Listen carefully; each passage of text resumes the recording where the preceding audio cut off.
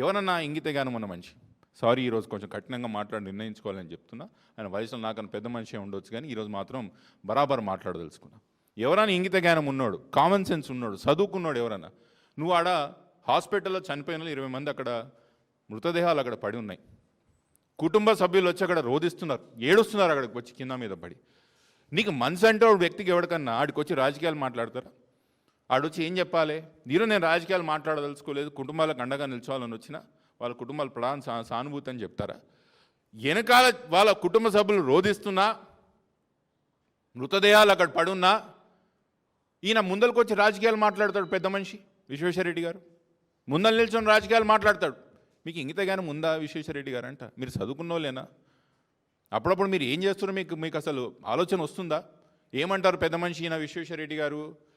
అక్కడ ఇంకా యాక్సిడెంట్లో ఎవరు చనిపోయారో లేదో తెలియదు, ఏం చేస్తున్నో వాడు కన్ఫ్యూజన్ తెలియదు. వాడు ప్రెస్ మీట్ పెట్టి 10 సంవత్సరాలు బీఆర్ఎస్ పార్టీ టీఆర్ఎస్ అధికారంలో ఉంది, ఇది వాళ్ళు చేయనీలేదని మాట్లాడతారు. మీకు అసలు బుద్ధి జ్ఞానం అనేది ఉందా విశ్వేశ్వరరెడ్డి గారు? అంట నేను ఏం మాట్లాడతారు? ఆ 10 సంవత్సరాల్లో 5 సంవత్సరాలు ఎవరండి ఎంపీ?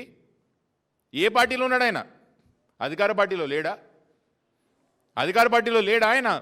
5 సంవత్సరాలు ఆయన అధికార పార్టీలో ఉన్నాడు. ఇప్పుడు 2 సంవత్సరాలు ఆయన ఎంపీ, అదేమో నేషనల్ హైవేస్. టీఆర్ఎస్ పార్టీ ఏం చేయలేదని మీరు అంటున్నారు. మీరేం పీకిరు అంటున్నా నేను. మీరేం పీకిరు? ఈ 7 సంవత్సరాలు ఎంపీ ఎవరున్నారు? మీ బాధ్యత లేదా? నిత్యం వాళ్ళు చేయలేదు వీళ్ళు చేయలేదు, మళ్ళీ నువ్వేం చేసినావు? అవతలో ఏం చేయలేదు సరే, ఎంపీగా మళ్ళీ మీరేం చేసిరు అంటున్నా నేను. అసలు మీ ప్రపోజల్ ఏంది?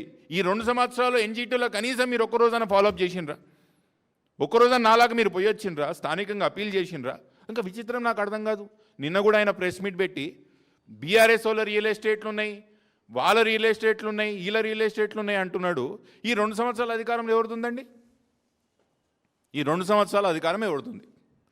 ఎందుకు మీ ముఖ్యమంత్రి గారు మీ నోట్లను ముఖ్యమంత్రి గారు పేరు చెప్పడం కంటే ఎందుకు భయపడుతున్నారు?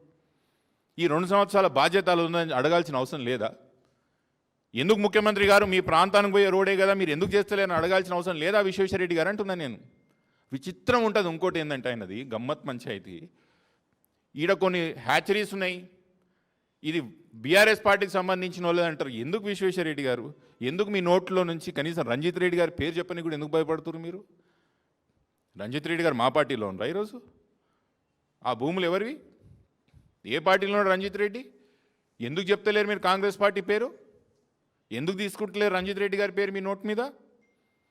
ఇదే అండి బీజేపీ పార్టీ ఎందుకు తెలంగాణ రాష్ట్రంలో కొలాప్స్ అవుతున్నది, ఎందుకు బీజేపీ పార్టీని నమ్ముతలేరంటే ఇగో ప్రత్యక్ష సాక్షి మీకు ప్రజెంట్ చేస్తున్న కేసు నంబర్ 1 విశ్వేశ్వరరెడ్డి గారు.